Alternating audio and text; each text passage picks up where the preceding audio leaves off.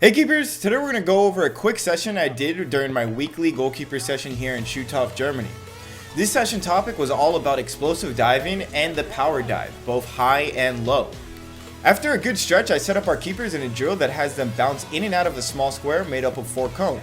I want to work on building strength of the calves and get the keeper used to moving and making a dive after a lot of strenuous lateral and vertical movement. Then our keeper must quickly run or shuffle to the center of the goal to touch the cone and receive a shot.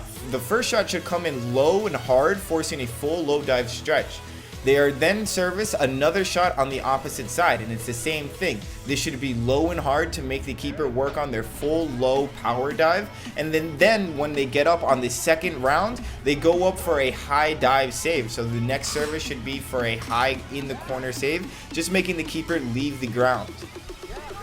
This drill is all about forcing the dive on either side. The keeper has no time to hesitate, and the automatic reaction after touching the cone in the center is to step in and to dive for the post or the ball.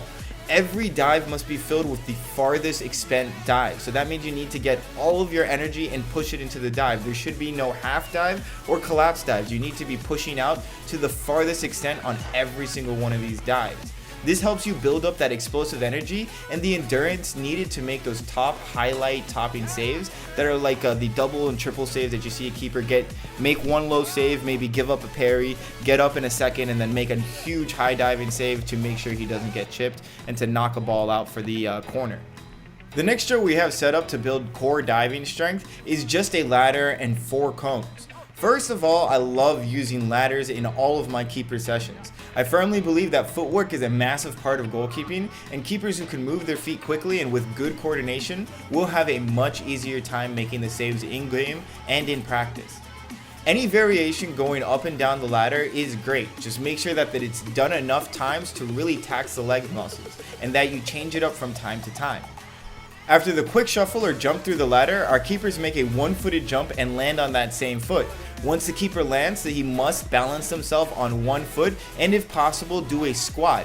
You want to get your body low down to build up that leg muscle and work on that low one-footed squat.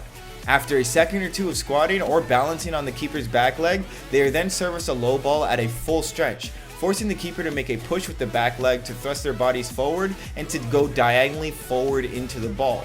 This drill not only builds on footwork and leg strength, but helps the keeper incorporate more of a push from their back leg, which helps them force their body forwards and not backwards or sideways.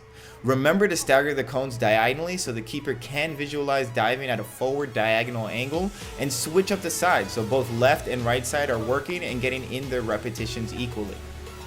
And finally, we have a high diving drill that works on the power dive, exclusively making those huge high diving saves. All you need is 4 cones to shuffle through and another keeper to be a hurdle and a server to set the ball in the right position for this dive. If you don't have another keeper willing to be a hurdle, you can always use a garbage can laid down on its side or any other hurdle that you can jump over. This is a great drill for any keeper because first, everyone is going to have a lot of fun. Everyone I've noticed likes to jump over their friends, and typically no one gets hurt. Only when someone can't dive and jump correctly will someone get hurt, and normally that keeper will not have a partner for obvious reasons. The main point behind this drill is leaving the ground completely, forcing the keepers to step forward and raise both of their legs to not only reach the top corner, but to also clear the lower hurdle behind them or under them. This is where your keepers are going to find their wings and to begin taking off. Make sure to drill in proper landing technique in this as well, which means the keeper should be completely stretched out when landing and pushing the ball down onto the ground first, using the ball to break their landing and making it hurt less. If they don't save or hold on to the ball, the keeper is either landing or doing a roll out or landing on their lateral muscles. You don't want your keepers landing on their elbows and hurting their shoulders, so keep an eye out for any of those problems. Hey keepers, I hope you enjoyed the power diving drills. I will probably be doing a more detailed breakdown of the high dive and power dive in some days, which will have less drills and more focus on the body orientation and tips that I had tell my keepers so they can do the dive correctly. If you have any suggestions for the next keeper training session, let me know. Thanks again, guys, and I hope to see you guys again very soon.